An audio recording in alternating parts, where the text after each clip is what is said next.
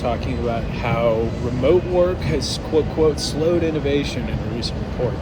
And I'm going to present an argument to that because I don't think that it's sound science. I think that what's going on is just a little bit more complicated. So, and I'm also going to use references to my restaurant world in order to make this point. So I spent a good stretch of time overseeing a number of different stores in the Domino's Pizza world.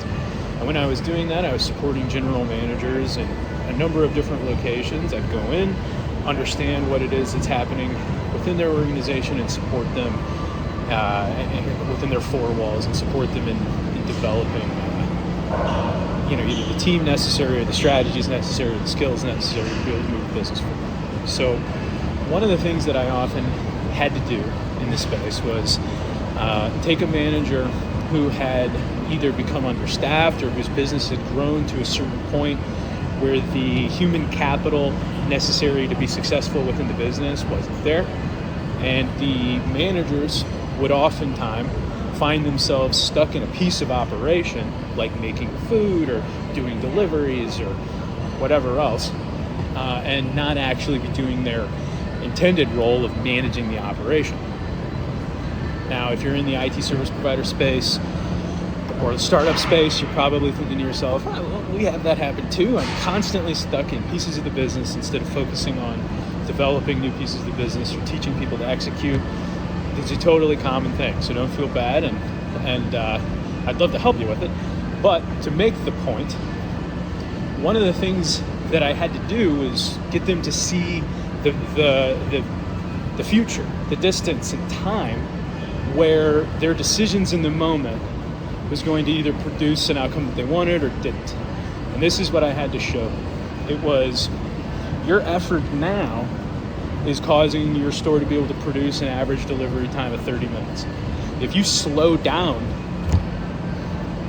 have a 40-minute delivery time for 2 months, but you take that time to train and staff the business in the way that it needs to be staffed, after 2 months, you'll run 22-minute average delivery time. Whereas if you just keep grinding away, you're going to run that 30-minute average delivery time until either the manager's body gives out or they quit or they're frustrated or the store just plateaus at that space. The point that I'm intending to illustrate here is sometimes when you're building your business or sometimes when you're taking steps to the next part of your journey, it can feel like you're going backwards, or it can feel like you're losing ground, or you could feel like things aren't going in the direction that you want. Now, this article talking about the work from home reducing innovation, maybe we've lost a little bit of time to be able to truly innovate and be effective and productive over more amounts of time. And the reason that I think that is when people spend more time at home, they have more time to take care of themselves, they have more time to be around their family and recharge, they have more time to kind of bounce back and forth between things that they have to execute, and there's just simply more flexibility. Now, in order to be able to have remote teams, you have to have management capabilities in your business that are able to manage remote workers. And if you've relied on standing over the shoulders of your teams in order to get them to be productive, then yeah, if you send them home and they're finally free for the first time in 10 years, you're gonna lose some productivity. But if your organization has management capacities and skills to be able to hold people accountable wherever they are, then you're gonna see improvements, because your team is going to be happier and more comfortable and more agile. And I think that's a really good thing.